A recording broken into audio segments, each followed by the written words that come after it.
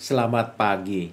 Melalui sarana kanal edukasi pariwisata Indonesia, kami bermaksud untuk secara bertahap membantu para asesi dengan memberikan pencerahan mengenai pengetahuan tentang Core Competence Unit sebagai materi uji kompetensi yang akan dihadapinya, guna mendapatkan sertifikat kompeten sebagai tenaga kerja profesional di bidang pariwisata.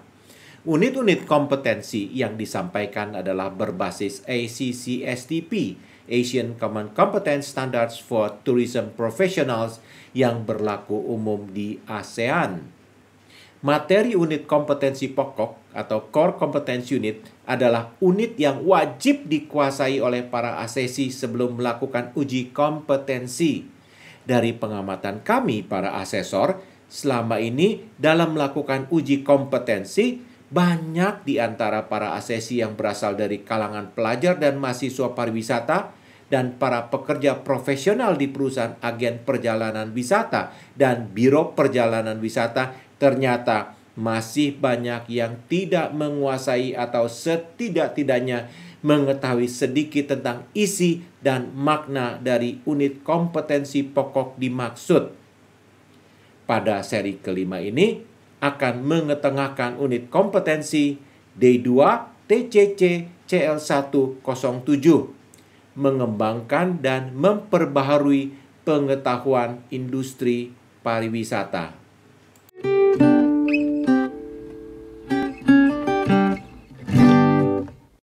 Salam kenal, saya Mamun Winata, manajer sertifikasi dari LSP Pramindo, di mana tujuan kami dari LSP ini adalah mensertifikasi kompetensi dari setiap individu, baik itu dari hasil pelatihan, hasil pendidikan, maupun dari pekerja berpengalaman. Di mana di dalam kompetensi ini ada konsep dasar 3 hal yang harus diperhatikan, yaitu pengetahuan, kemudian skillnya atau keterampilannya, dan kemudian attitude atau sikap kerja terhadap pekerjaan tersebut. Dalam hal ini, kanal edukasi pariwisata Indonesia mempersembahkan untuk rekan-rekan sekalian, yaitu bagaimana caranya mengetahui unit-unit Common Core atau unit-unit core, unit inti yang seharusnya dikerjakan oleh setiap individu. Karena ini adalah pengetahuan yang sangat mendasar bagi setiap individu. Salam Indonesia Kompeten.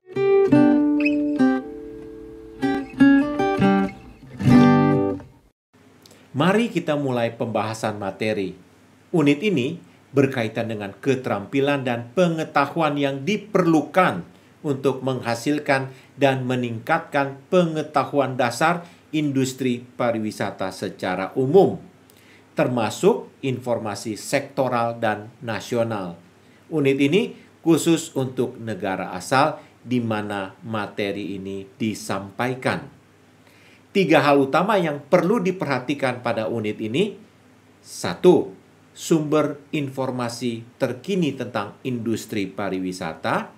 2. Sumber informasi tentang ketentuan dan masalah terkait yang berdampak pada industri pariwisata.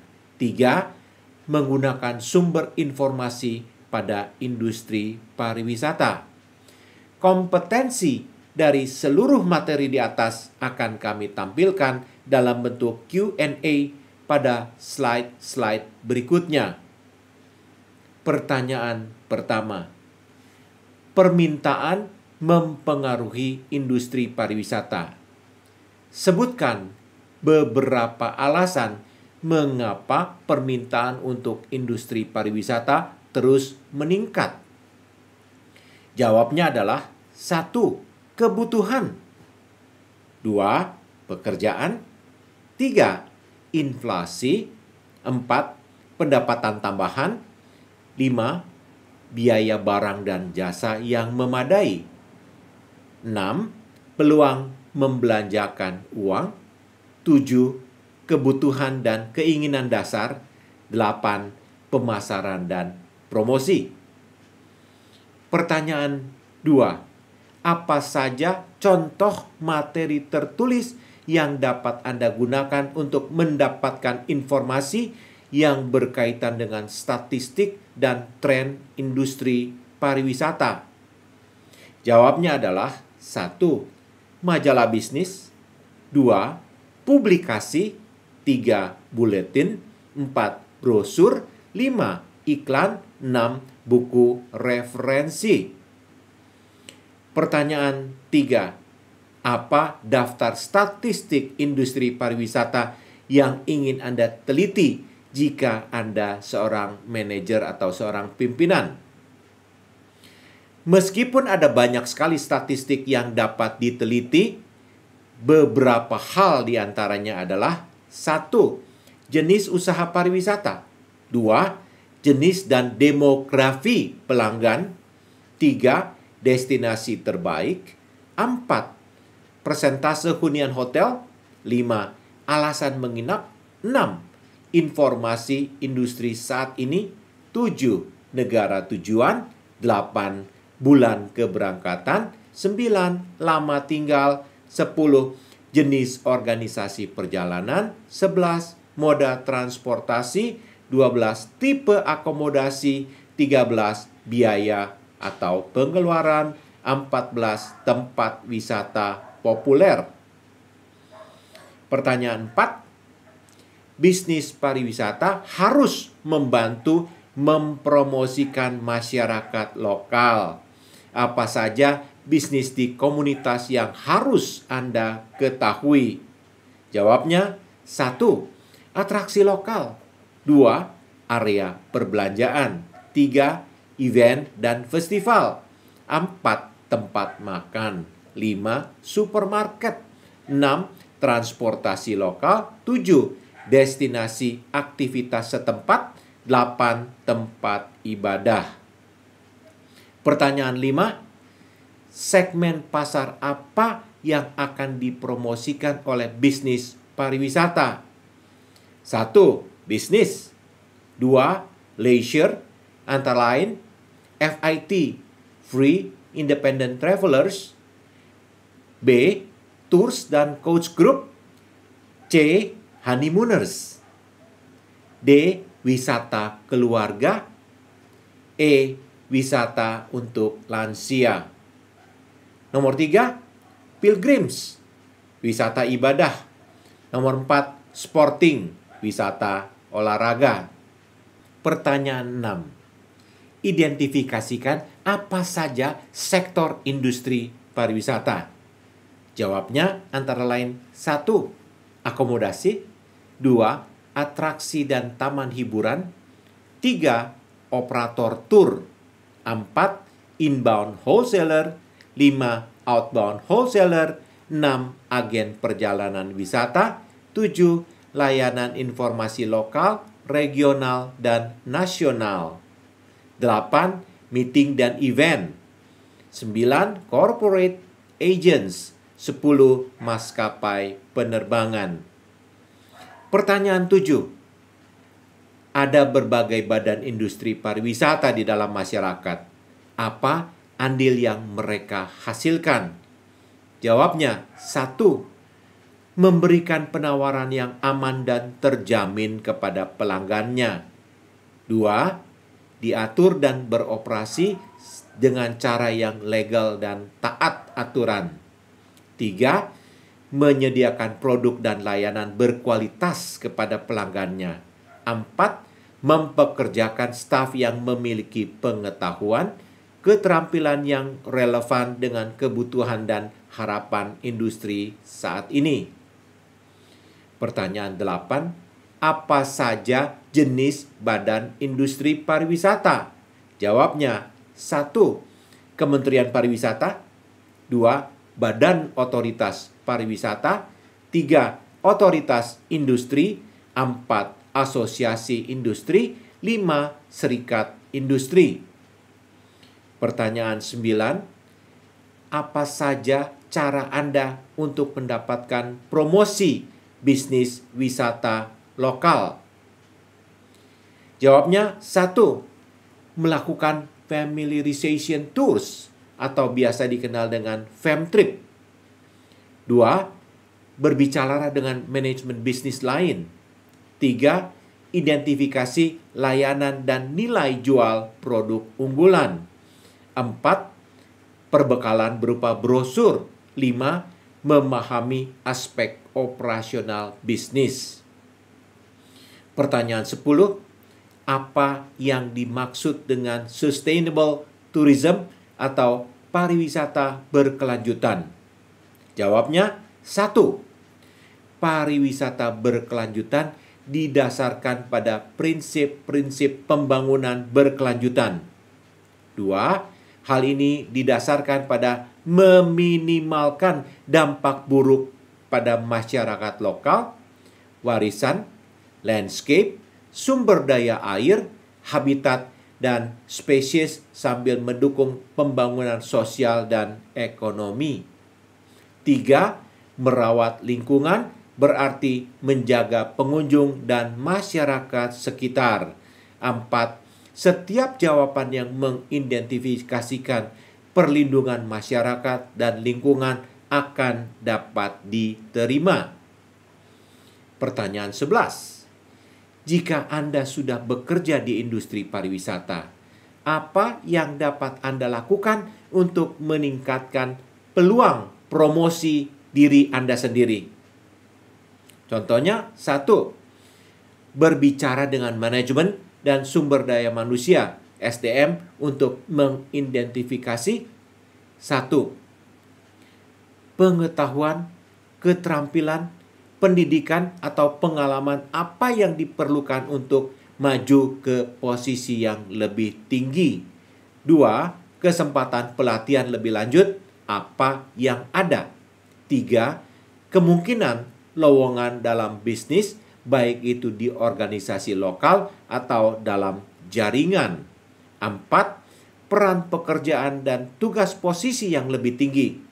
Dapatkan pemahaman tentang apa yang Anda butuhkan untuk tidak hanya berhasil mendapatkan posisi yang lebih tinggi, tetapi juga untuk berhasil jika Anda diberikannya. Dan B. Ekspresikan keinginan Anda untuk maju. 1. Seandainya manajer Anda tahu Anda ingin pindah ke posisi yang lebih tinggi, Anda mungkin akan diabaikan. Adalah baik untuk proaktif dan menanamkan benih dalam pikiran manajemen. 2. Tanyakan kepada manajer Anda untuk tanggung jawab atau tugas tambahan untuk meningkatkan keahlian Anda untuk menunjukkan motivasi Anda terhadap promosi. Pertanyaan 12. Manajemen waktu penting untuk memastikan Anda dapat menyelesaikan tugas Anda tepat waktu. Apa saja cara Anda dapat meningkatkan manajemen waktu Anda? Jawabnya 1. Menyiapkan daftar semua kegiatan yang Anda lakukan. 2. Mengidentifikasi tugas dalam 1, 2, 3 atau A, B, C untuk menunjukkan pentingnya jadwal. 3. Memprioritaskan dan menyelesaikan tugas-tugas penting terlebih dahulu. 4. Membagi waktu menjadi bagian-bagian kecil dalam manajemen waktu. 5. Menggunakan timer saat menyelesaikan aktivitas. 6. Mengidentifikasi dan mengurangi pemborosan waktu. 7. Memiliki kemampuan untuk mengatakan tidak pada orang atau tugas yang bukan prioritas. Pertanyaan 13. Jelaskan konsep jaminan kualitas dan bagaimana Anda dapat mencapainya. Jawabnya 1. Quality assurance atau QA atau jaminan kualitas. Ini adalah istilah yang digunakan untuk secara sistematis mengukur dan membandingkan aspek operasi dalam bisnis dengan standar kinerja operasional. 2. Pada dasarnya, konsep-konsep ini memiliki tujuan yang sama, untuk melihat setiap aspek operasional bisnis dan melihat bagaimana hal ini dapat ditingkatkan untuk meningkatkan produk atau layanan yang diberikan kepada pelanggan. Pertanyaan 14. Apa tujuan teknologi dalam industri pariwisata? Jawabnya 1. Merampingkan, to streamline, dan mempercepat akses dan penyampaian layanan pariwisata. 2. Meningkatkan manajemen dan profitabilitas operasional pariwisata. 3. Meningkatkan pemasaran industri secara keseluruhan dalam bisnis di dalamnya. 4. Meningkatkan hubungan antara bisnis pariwisata dengan pelanggannya. Pertanyaan 15. Baik pengusaha maupun pekerja harus mematuhi hukum. Apa tanggung jawab majikan dalam mematuhi hukum? Tanggung jawab majikan meliputi 1. Mematuhi peraturan kesehatan dan keselamatan kerja atau K3. 2. Memberikan pelayanan yang setara dan adil kepada semua orang sesuai dengan peraturan perundang-undangan.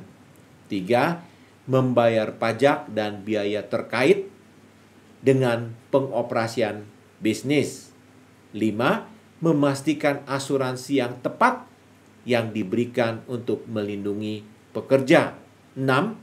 Menawarkan produk dan layanan yang sesuai dengan apa yang diiklankan. 7. Menjadi perusahaan dan anggota masyarakat yang bertanggung jawab. Pertanyaan 16. Apa penyebab kekhawatiran dalam industri pariwisata? Jawabnya 1. Keadaan ekonomi, suku bunga, tingkat pertukaran mata uang asing, tingkat pekerjaan. 2. Pertimbangan dan keprihatinan lingkungan. 3. Terorisme. 4. Kepercayaan pelanggan. 5. Ekoturism atau ekowisata. 6. Pariwisata berkelanjutan. 7. Dampak pembangunan di bidang pariwisata. 8. Perubahan iklim. 9. Pembatasan visa dan pariwisata. Akhir pembahasan materi episode ini, saya Yongki Adiasa sebagai instruktur pamit undur diri. Jangan lupa tekan tombol like, share, dan subscribe. Salam pariwisata Indonesia maju.